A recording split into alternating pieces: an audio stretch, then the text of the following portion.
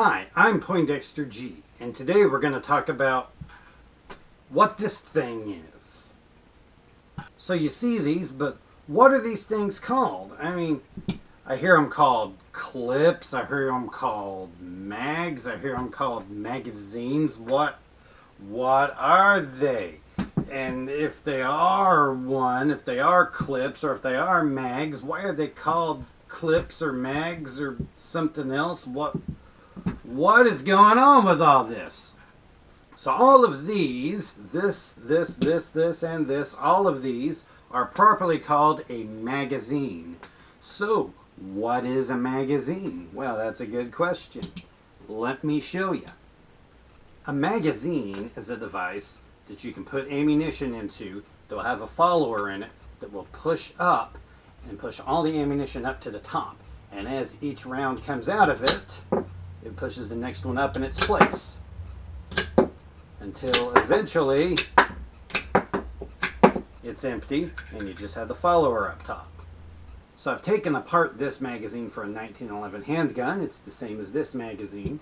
Basically we have these parts at the bottom, the spring inside, and the follower that pushes up. Basically you have this going on inside the magazine, so you can see what's happening there. It basically just pushes them up.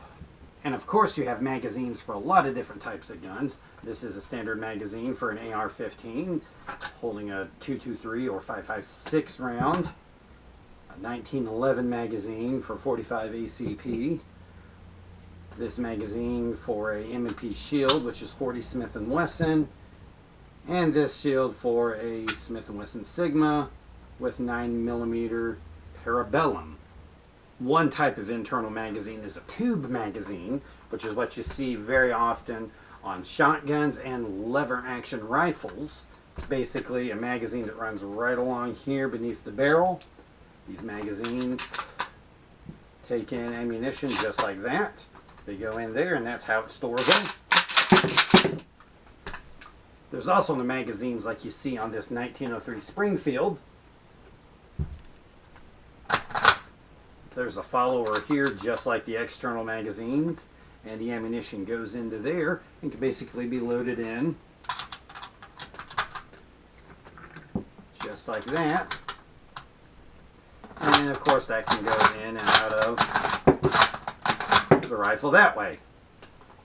To show you exactly what's going on in here, I've got this piece that's off of another 1903, and you can see it's basically the same idea as what is going on inside of this magazine. It's not much difference, just that this is not removable. So if this is a magazine, and this is a magazine, and this in here is a magazine, why are they sometimes called clips? Well, there actually is such a thing as a clip, and it has to do with ammunition, and let me show it to you. These are both clips, and as you can see in the clips here, there's nothing in here to push the others up as these come out. If it goes out of there, they're just held in place. So exactly then, how are these clips used? Well, there's a few different types of clips. Here I've got a stripper clip and an en-bloc clip. And let me show you how these go into here. One type of firearm that uses a stripper clip is anything that is a Mauser design rifle. 1903 is based off of the Mauser. I've got a video explaining that. But basically we've got a slot right here, we put that in there, and you can just push them in, and then this is simply just discarded out. And as you can see, that is much quicker than trying to load all these in there by hand.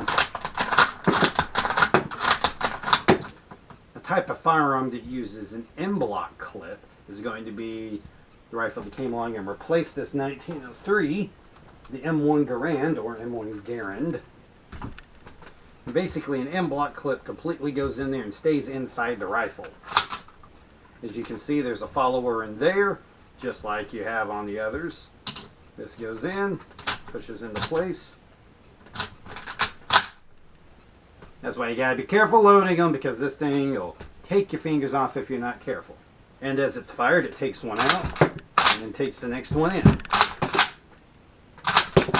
And of course what the M1 Garand is famous for, once that clip is empty, you get the famous ping. So that should help you know what to call all of these things and we'll see you next time.